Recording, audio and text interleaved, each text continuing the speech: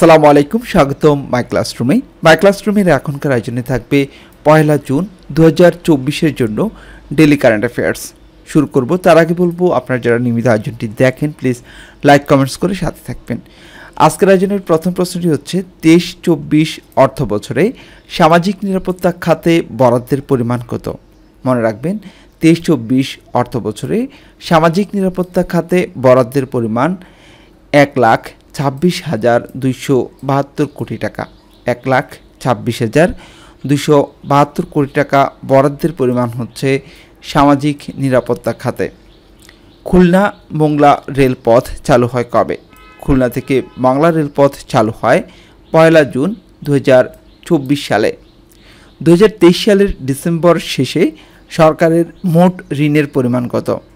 2023 সালের ডিসেম্বর শেষে সরকারের মোট ঋণের পরিমাণ 16,59,334 কোটি টাকা। এটি অর্থ মন্ত্রণালয়ের ডেট বুলেটিন 2023 থেকে পাওয়া তথ্য।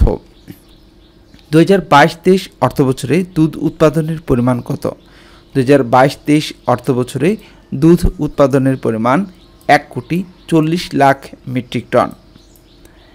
হু এর মানদণ্ড অনুযায়ী প্রতিদিন একজন মানুষের কি পরিমাণ দুধ পান করা প্রয়োজন?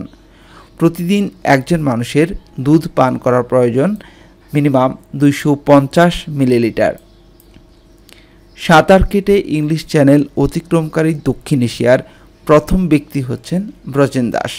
ব্রজেন দাস মৃত্যুবরণ করেন 1 জুন 1998 সালে। নবম টি-20 বিশ্বকাপের আয়োজক দেশ হচ্ছে যুক্তরাষ্ট্র ও ওয়েস্ট ইন্ডিজ।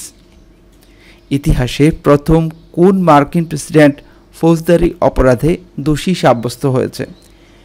ইতিহাসে প্রথম ডোনাল্ড ট্রাম্প প্রথম ফৌজদারি অপরাধে দোষী সাব্যস্ত হয়েছে। শান্তিরক্ষা কার্যক্রমে অংশগ্রহণ করে বাংলাদেশের কতজন সৈন্য শহীদ হয়েছেন?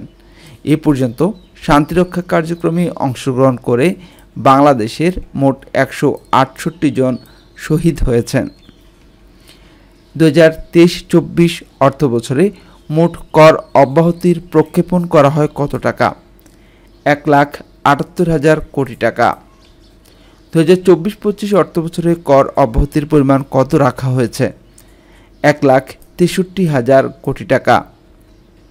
দেশের প্রথম যুদ্ধ শিশু হিসেবে রাষ্ট্রীয়ভাবে স্বীকৃতি পান কে? মেরিনা খাতুন। আন্তর্জাতিক মেরিটাইম অর্গানাইজেশনের মহাসচিবকে? Arsenio Antonio Dominguez. চা রপ্তানিতে বিশ্বে বাংলাদেশের অবস্থান কত? চা রপ্তানিতে বিশ্বে বাংলাদেশের অবস্থান হচ্ছে 8ম। এবারে আমরা আজকের কুইজটি দেখব। আপনার জন্য আজকে যে কুইজটি থাকছে, শিশু নির্যাতন রোধে হেল্পলাইন নম্বর কত? প্রশ্নটি আবার বলছি, শিশু নির্যাতন রোধে হেল্পলাইন নম্বর কত? আপনার জন্য 4টি অপশন থাকবে: 1098 999, 10941, 16430। সঠিক উত্তরটি জানা থাকলে কুইজে অংশ নিন, সাথে থাকুন। তো চলুন এবার আমরা আজকের হাদিসটি দেখি।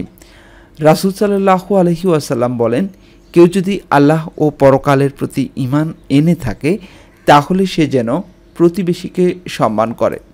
এখানে প্রতিবেশীকে সম্মান করার গুরুত্বটি বলা হয়েছে। রাসূল বলেছেন, যদি কেউ ঈমান এনে থাকে আল্লাহ পরকালের প্রতি তাহলে অবশ্যই প্রতিবেশীকে সম্মান করতে হবে। হাদিসটি বুখারীর 6019 নম্বর হাদিস। আজ এ পর্যন্তই। এতক্ষণ পর্যন্ত যারা মাই ক্লাসরুমের সাথে ছিলেন সবাইকে অসংখ্য ধন্যবাদ। আল্লাহ হাফেজ।